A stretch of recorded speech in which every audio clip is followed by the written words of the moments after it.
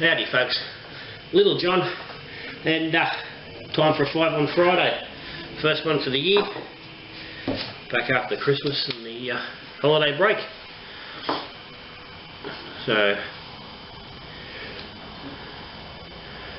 something a little bit different today. Our support not coming from a particular brand. What I pulled out today, this is actually decanter that belonged to my wife's grandmother. It was the source of my wife's first indulgence in Scotch whisky at the age of around 10, so she tells me. It's become one of my wife's pride and joys over the years. Sits on the bar, comes out at parties. Her family like to indulge in some rounds of scotch to celebrate. The grandmother's actually on both sides of her family, who are both big scotch drinkers. And this can have any sort of thing running in it. At the moment, it's running just a mix of a bunch of scotches from under the bar. It's just a bit of a throw together, sort of an infinity sort of a mix. So I'm not going to bother to try to describe exactly what is in there. But let's say it's all scotch, so it's the old Little John's own blend. Anyway, what I want to talk about today is a topic that probably gets more discussion and can cause more arguments than probably most other topics when it comes to beer, and that is the issue of kegging versus bottling. Actually storing your beer and having it for serving. How do you do it? And there's really only the two options. Traditionally, home brewing, you had to bottle. You had to put your beer into bottles, and the classic method was the old long neck bottles, because that's what was available. They were strong, they were heavy, they were easy to reseal, they were crown seals, so that everybody done. So anybody growing up home brew, they've seen the home brew coming out of the old big brown glass Coopers and Picac bottles, which these days are getting quite hard to find. You don't see too many brewers around with the older bottles. I did pick up a couple of bottles from the 50s at the tip. Someone must have thrown out an old collection, and I ended up getting rid of them because they were just too big and heavy, and I was having trouble cleaning them. I've regretted it pretty much ever since, getting rid of them. I should have kept them. But anyway, so progressing just from this to step, even like most brewers, when you start out, when you first get your kit, you start with bottling. Kits now they come with, most of them now come with PET bottles. It's a modern world, plastic, and so a lot of brewers now are starting their journey with plastic bottles. But it doesn't have plastic or glass. The bottle's a bottle. It's still a storage method. It still requires the same, the same process, the same procedures. Priming the bottle and the various ways that need to do that, and the brewer needs to learn how he has to prime the bottles and what works best for each different individual brewer and the different brews and the levels they need. And so there's a little bit of fiddling around with that goes on. Then you need to store your bottles, and how long do you keep them before they're ready to go in the fridge? How long should you age them? Should you keep them for a certain amount of time, or should they be kept longer? And again, it's another thing that there's plenty of opinions on and plenty of information. And then of course you've got your bottles. You need to have your fridge to keep them in cold, and this is in a case of do you just keep enough cold to drink as you're going, or do you keep a larger amount cold? Do you have a whole fridge worth? And again, it's an individual thing. I myself, I have an individual fridge, and have had for quite a while, which will hold Current fridge I think will hold about 160 stubbies. When I was using the big fridge, which I'm now using as my keg fridge, the upright freezer, it held about 190 bottles, which is quite a few. And again, depending on how much you drink, whether that's enough. Yeah. So bottling requires room just for the bottles themselves. It takes a lot of time. There's a lot of cleaning involved in washing the bottles, making sure they're sanitised. The process of actually bottling your beer, going through individually one bottle after another, and the method of priming and how long that takes. And I know personally for myself, realistically, to bottle a batch of beer, just the process of cleaning and bottling takes around about an hour and a half. Give or take, depending on exactly what you're looking. But I said that's roughly the time you're looking at. That it's going to actually take you to clean your bottles, fill them, and sort your cleaning out. So that's needs to be accounted for in the brewer's scenario. Of how much time you have to put into the brewing. So that whole bottling process is, and probably for a lot of people, that stops a lot of people from continuing brewing. It becomes too much, it's too messy, it's too much effort, it takes up too much space, the missus gets cranky, there's bottles everywhere, it's, you've got tubs of bloody bottles soaking, you've got bottles in crates hanging here and everywhere. So a lot of brewers in recent times have started to progress over to kegging. Now, it's a natural progression with all things brewing. We try to get more and more quality and better with what we're doing. So there's always this belief of beer in the keg's better. You go to the pub, you get a beer on the keg. Yes, better that than buying it in a bottle out of the cart at the bottle shop. So it's a bit of personal preference, but there is certainly a belief and this idea that out of the keg is a better thing. And I've got to say, having the keg to myself, that certainly is. It's nice being able to go to the fridge and pour yourself a beer, with a tap and a glass, and it's for want of a better word, a bit of wanker value. When you've got friends over, they're pouring beers on the tap. But blows people's minds. They walk into your, into your brew cave, your party room, your lounge room, wherever you've got it, and they can pour beer off a tap.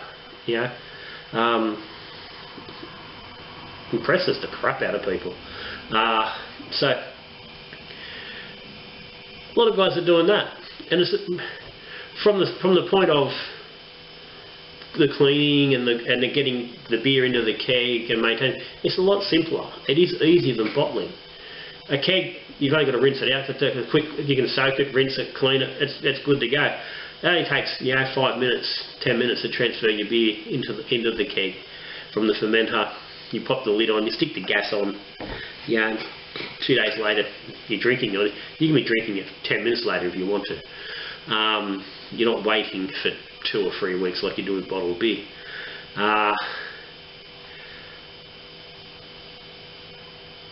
So you don't have all this mess hanging around. You haven't got all these empty bottles hanging around everywhere. You just got kegs, and the keg goes in, the fridge comes out, the fridge gets filled, it goes back in the fridge. So it can restrict the amount of space that you need for storage, but again, that depends on as an individual thing. You still need at least a fridge of some kind, whether it's a small fridge or a big fridge. You still need a whole fridge to serve your kegs. So you don't pick up anything from that point of view. You've got to have a fridge for making your beer cold. You do it out in the fact that you don't have to have a separate area where you've got your bottles sitting to carbonate. You don't need excess bottles sitting in crates stacked up around the place. So there is an advantage. There is that time advantage. You probably save an hour on a batch kegging than you do bottling. So if you're busy and you've got the family and you got a lot of stuff going on, that can be a pretty big factor.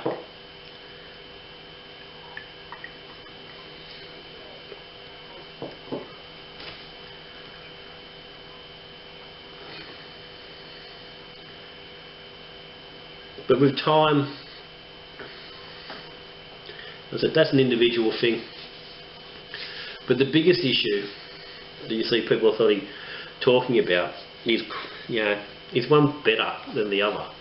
Is keg beer better than beer in a bottle? And this is where things can get quite interesting. And you can get a little bit of that the beer snobbery going on.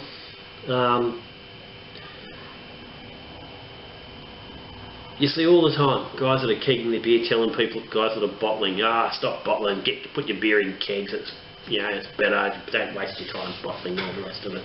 It's bullshit. Bottling, keg your beer. Now, I've not done a genuine sit down, fully compare side by side evaluation, but most beers that I do, some goes in the keg and some goes in the bottles, and I can't sit here and say that one way is superior flavour wise, taste wise than the other. I've certainly had cases where had batches where I thought the bottled beer was better than the keg beer, and I've had cases where the keg beer was better than the bottled beer. It varies depending on the beer, the style, probably a whole matter of factors. The temperature at the time, the ambient temperature, the temperature the bottles are being stored at, the carbonate, probably has an effect. How long they've been in the in the cupboard as opposed to in the fridge, and like a keg beer generally goes in the fridge straight away, where your bottled beers could be sitting in in the cupboard for 3 weeks before it goes into the fridge. So these all can have an effect. But personally, I certainly can't say that if you want a better quality beer, you should go one way or the other. The reality is, for me, and I still do both. There's still batches I do completely on bottle. Some batches I do completely on. I've got a batch coming out. I'm probably going to do it this evening or early tomorrow morning, which is just going in the keg. It won't go into bottles at all. And then there's batches where I just bottle. Kingsley Cerveza. The last batch I did, all in bottles. Done an IPA, all in bottles. Not everything gets on the keg. It'll just depend. But I certainly don't prefer one method over the other enough to go, I've got to do this one way or another. So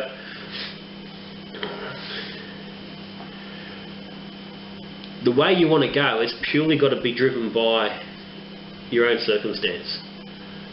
Do you have the room? How much room you got? How much time do you have? Do you have the money? Didn't touch on before. Kegging is not a cheap exercise.